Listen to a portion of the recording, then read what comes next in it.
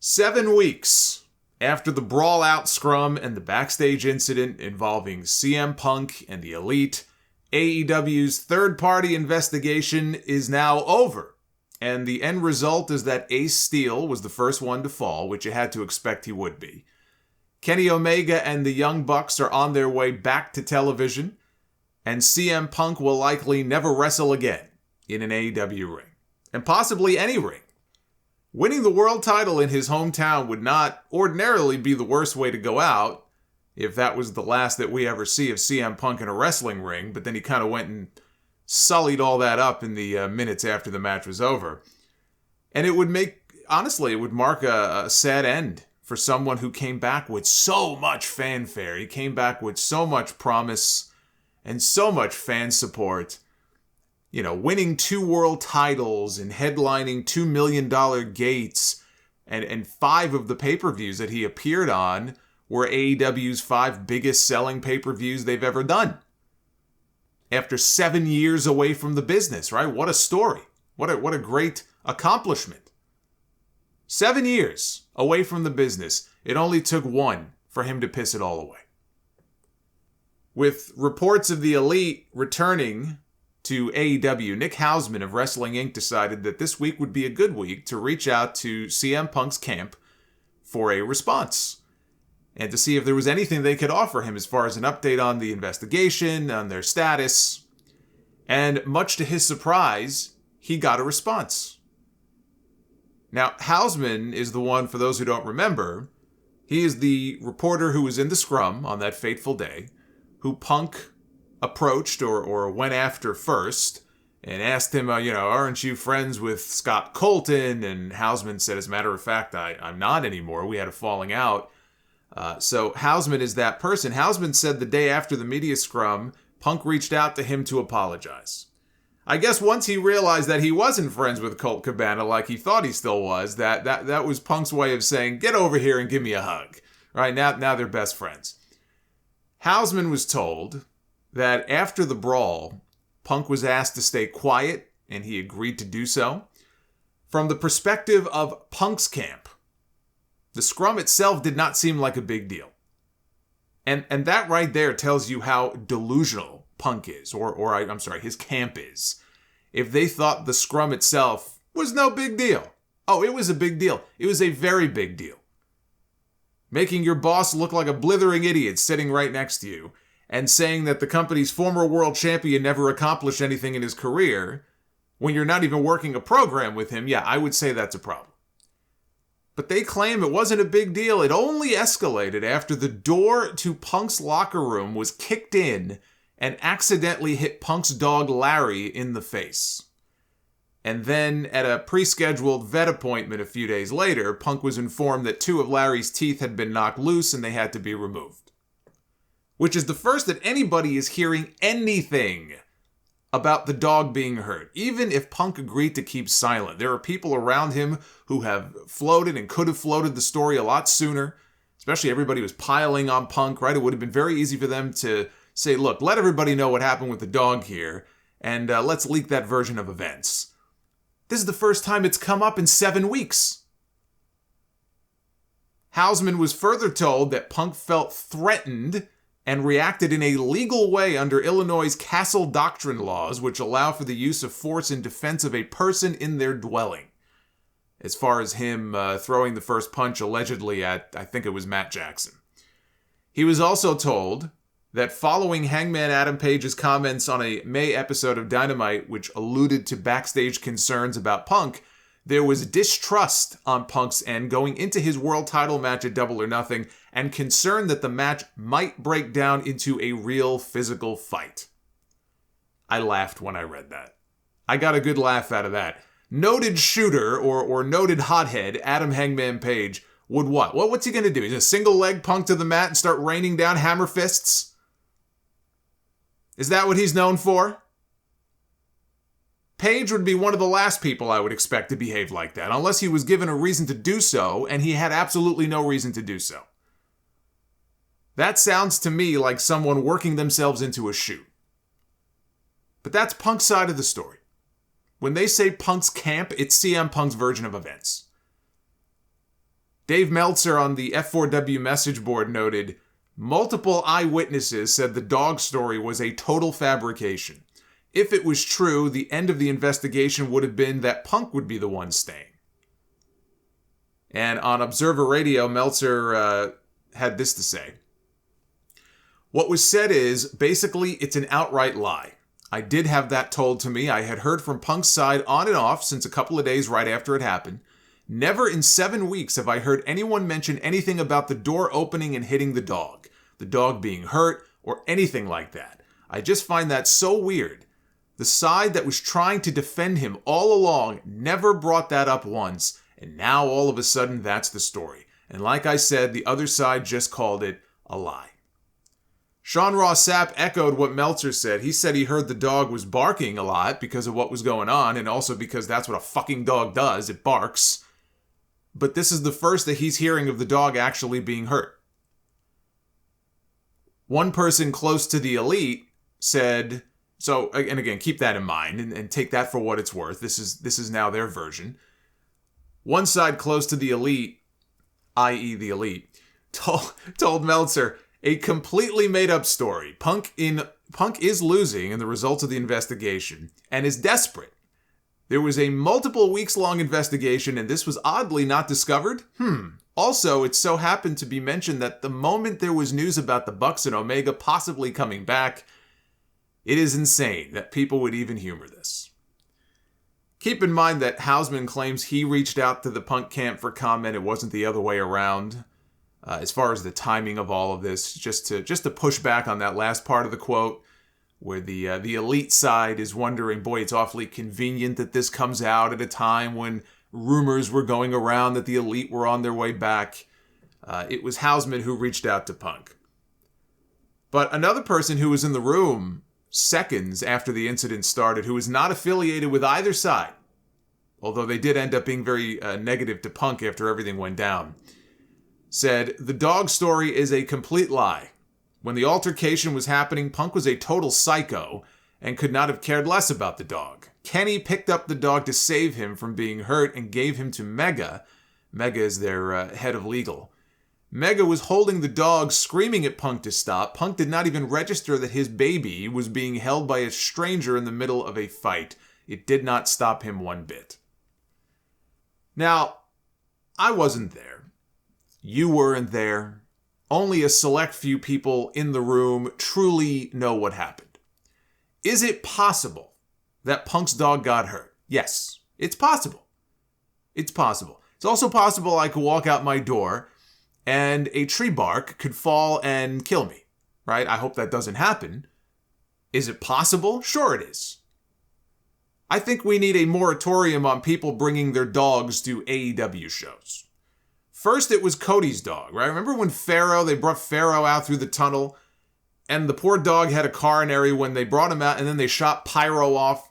Some genius thought, hey, I know what we should do. We have a dog out here. Let's shoot fucking Pyro off and scare the shit out of him and give him a heart attack. Now we have poor Larry. Anyone with a pet will tell you that they are a member of the family. You would fight. You would fight to defend them like you would anybody else. And for those who don't know, Larry is a rescue dog. And he was abused by his previous owner. I saw the Paws Chicago video about a year ago on their YouTube channel, where they did this, it's like a short little profile video on Punk and Larry. And Punk told the story of taking him out for a walk one day, and he looked down at Larry and he saw Larry carrying a chicken wing in his mouth. And he said, where'd you get that from? And he went to go reach down to take the chicken wing out of his mouth. And when he did, Larry, he bit him up pretty good. And then the dog winced like he had been hit before and he was just waiting for it. You hear stuff like that and it breaks your heart. And anyone who abuses an animal should have various other parts of their body broken, preferably very slowly. So if Larry got hurt, I think that's terrible. But do I believe that Larry got hit in the face by the door? No, I don't. I think that's fiction. Now, per the Observer, several of the top people in the company at Wednesday's show were saying that Punk would not be back.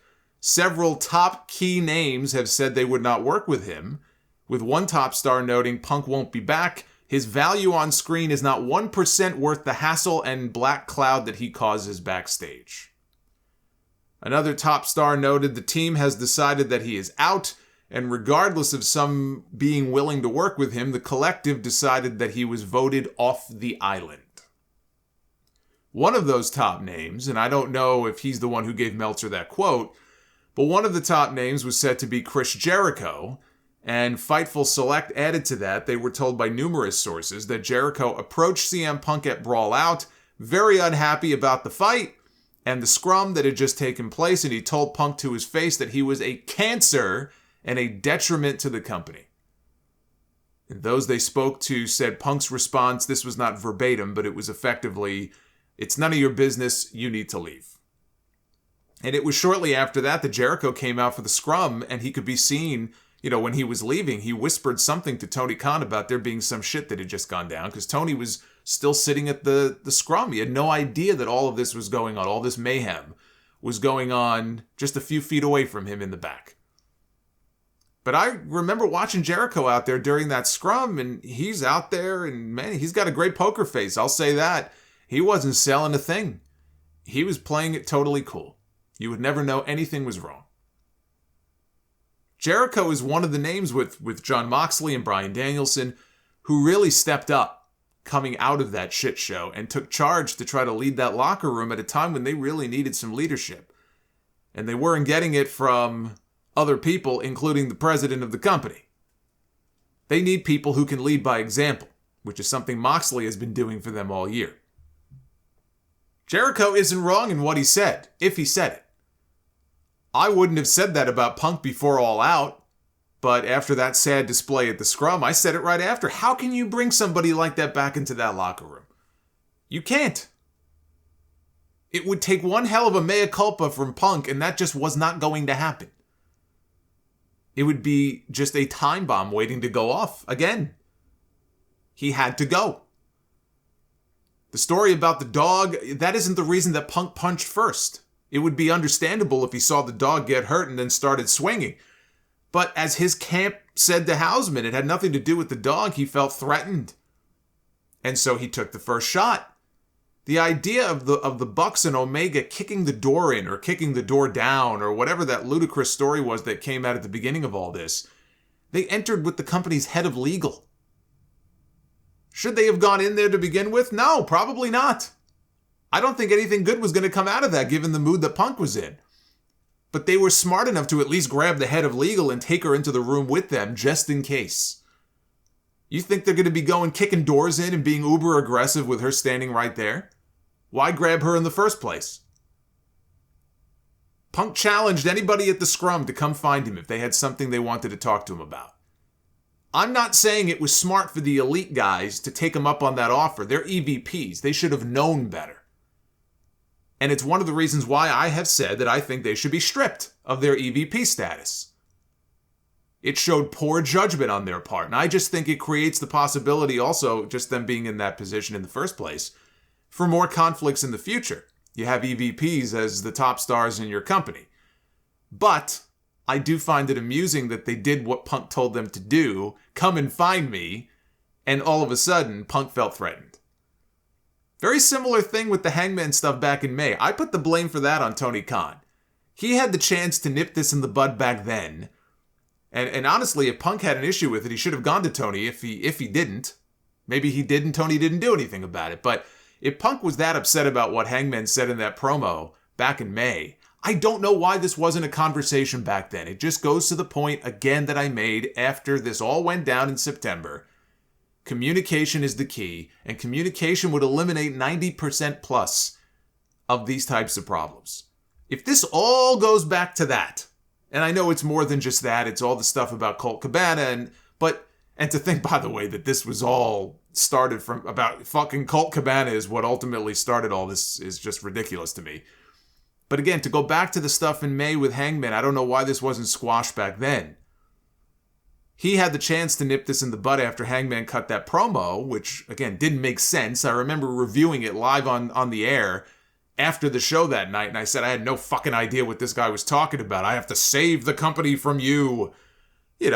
Punk was the babyface going into this match. What are you trying to save the company from Punk for? It didn't make any sense. And he didn't do it. Apparently he didn't talk to Hangman. He didn't address the issue. Nobody is blameless in this, including Tony Khan. But Meltzer says that Punk was concerned that the match could devolve into a real fight. Fast forward 3 months later when he came back from the broken foot, and what's the very first thing that CM Punk did? He gives Hangman, who there are no plans for him to work with, a receipt on live television for a promo that nobody would have even remembered had he not brought it up again. And in doing so, he created another situation that could have turned into a real fight. And the story is that Punk hated doing that in his interview. He hated calling out Hangman Page the way that he did. And he was afraid that Hangman would play the victim, which he did not. But he was worried that he would. But Punk, I guess, felt like, I had to do it. I have no choice. It's a damn shame that Hangman Page guy forced CM Punk 3 months later to do that promo that he evidently didn't want to do. He did it against his will. I'm sure he had a gun to his head when Page made him do it. I mean, every cowboy carries a gun, right? When all of this first went down, I wasn't sure if Tony Khan had the balls to get rid of his biggest star. I said CM Punk needs to go, but I'm not sure he would because I don't know that Tony Khan has the guts to get rid of his biggest star, his biggest draw. When you're a top star in anything, it doesn't have to be wrestling. You get special treatment. You have a longer leash than most do when you screw up. Especially if you're making your team, your boss, your company, you're making them a shitload of money, you're going to have a longer leash than most. I just read off some of his business milestones since coming to AEW. All the positive that he did. Tony Khan vehemently, months and months ago, vehemently defending CM Punk from Eric Bischoff. Eric Bischoff's criticism, I think, that CM Punk didn't really do much for AEW business, and Tony Khan launched into this passionate, full-throated defense with Punk sitting right next to him. This, I believe, was at the Scrum in May, when Punk won the championship. They were sitting next to each other again. And there's Tony Khan going off, giving him the most passionate defense that you've ever heard in your life. He's been Tony Khan's biggest draw over the past year. He didn't want it to come to this. Punk was at the top of Tony's wish list when he started AEW. For him to part ways with Punk, which is what it looks like is going to end up happening here. I mean, I've talked about the report of AEW looking to buy out the remainder of Punk's contract. The only hang-up is said to be the length of the non-compete. For it to even get to that point, you know that you've screwed up. And I'll tell you who I have sympathy for. I have sympathy for all of those CM Punk fans who were so excited 1 year ago when he came back. They waited 7 years for this. To see him crash and burn in the way that he has with back-to-back surgeries and then the scrum and the muffins and the fight, all of it, and go down like this. It's gotta be a shitty feeling. And I have gotten plenty of comments online from a lot of very angry CM Punk fans. They're very upset. They're very emotional. I have sympathy for them. This is not how they expected this run to end. I don't have sympathy for Punk. He brought this on himself. But if you are a CM Punk fan, this is not the way you wanted this story to end. But he left them no choice. And it won't make those fans feel any better that Kenny Omega and the Young Bucks are on their way back to TV. They aired a teaser on Dynamite Wednesday night showing various clips and still images, including video from the BTE episode 4 years ago announcing the formation of AEW. All of these clips where they would be on screen and then suddenly they would disappear. Right down to the AEW logo at the very end of the segment that then evaporated. The announcers never acknowledged them. They were backstage on Wednesday, but they did not appear on TV. And now we only have a few weeks left before Full Gear. I think they're setting up for them to challenge for the Trios titles against Death Triangle. They were the Trios champs. They got stripped. And my guess is they're just going to put the belts right back on them and pick up where they were supposed to be, coming out of All Out. That's going to make some people big mad. But for Tony Khan, it's a couple of big names to get back. Plus, I saw Malachi Black posted a little teaser vignette on Instagram that looked to be new footage of him and Brody King and Buddy Matthews, so the House of Black could be back soon as well. You know, the sooner they could put all this shit behind them and get some more, big names and relatively big names back on TV, the better off they'll be. Now, keeping with the CM Punk theme, GiveMeSport.com did an interview with WrestleVotes, or the person who runs the WrestleVotes account on Twitter, which has been accurate in the past many times, and he shared a few pieces of news. It sounds like Triple H's stance on signing CM Punk may have softened in the past few months. WrestleVotes claimed that shortly after Triple H took over creative in July, he wanted nothing to do with CM Punk, and even less to do with Phil Brooks. That's what he was told in July. He asked the question again in recent days and was told that he has softened a little bit in that opinion. He told the website, "I still think there's animosity. I still think there's a lot of pieces that need to be picked up between the two of them specifically. But Hunter learned from Vince and Vince made amends with everybody. So to say that door is closed is ridiculous on anybody's part, especially in this quote-unquote war that's happening right now. I would never say never. Absolutely." If you listened to the podcast last week, I said the exact same thing. And no, I am not WrestleVotes. Although if I was, I wouldn't tell you. But I said it last week that anybody doubting the idea that CM Punk could end up back in WWE and thinking, oh, it's impossible, it's never going to happen, you are fooling yourself. Of course he can. Where there is business to be done, Vince McMahon put his ego aside plenty of times. He worked with plenty of people that he had a falling out with or maybe didn't like and who did not leave on the best of terms. I think it's an unnecessary risk, especially considering how things ended up with him in AEW. If I'm Triple H, I'm looking at that as a giant red flag. And also file this away too. Keep this in mind. Kenny Omega and the Young Bucks will eventually be negotiating for new deals. Eventually their AEW contracts are going to come due, and they're either going to re-sign with Tony Khan or they're going to become free agents and take the best offer that they're given. The Bucks were very complimentary of Triple H after their discussions with him when he was courting them the last time. Ultimately, they chose to go and help form AEW, but they were close. They were very seriously considering, after they left New Japan, going to WWE. If Triple H ever wants to make a play for Omega, or the Bucks, or both, that could pose a problem. If CM Punk comes back to WWE, that could pose a problem. So, which future potential acquisition is more important, do you think, to Triple H? I mean, none of these people may end up going to WWE, but if he has to prioritize one over the other, who do you think he would prefer to work with?